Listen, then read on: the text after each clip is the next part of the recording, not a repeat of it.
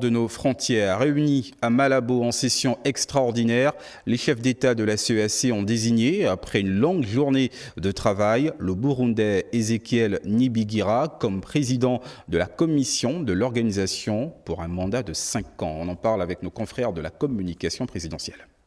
Ezekiel Nibigira est désormais le nouveau président de la commission de la CEEAC. L'ambassadeur burundais et ex-chef de la diplomatie de son pays a été choisi par les différents chefs d'État de cette institution sous-régionale réunie ce dimanche 7 septembre 2025 à Sipopo en Guinée équatoriale. Et il dirigera l'exécutif de l'organisation pendant les 5 prochaines années. Il succède à l'Angolais Gilberto Verissimo dont la gestion a été très décriée. C'est le résultat majeur de ce 7e sommet de la CEEAC qui a vu la participation de l'ensemble des chefs d'État et de gouvernement, parmi lesquels le président gabonais Brice Clotaire Oligui Nguema.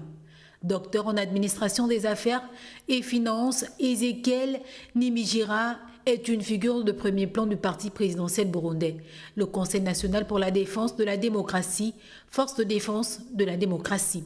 Il a occupé des postes de premier plan depuis près de 20 ans, président de la Ligue des jeunes de son parti, député, ambassadeur au Kenya, ministre des Affaires étrangères, puis ministre chargé de la communauté d'Afrique de l'Est jusqu'en juillet dernier.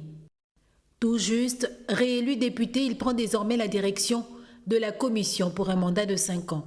Les chefs d'État lui ont immédiatement fait prêter serment en lui rappelant le caractère important et urgent de la mission qui l'incombe.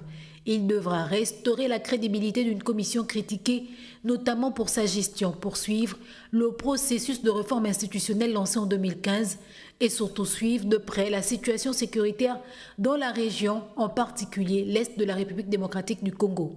Au cours du sommet de ce 7 septembre 2025, les dirigeants ont également reçu un rapport sécuritaire et humanitaire sur la crise dans l'Est de la RDC, où plusieurs territoires restent occupés par un groupe armé soutenu, disent-ils, de l'extérieur.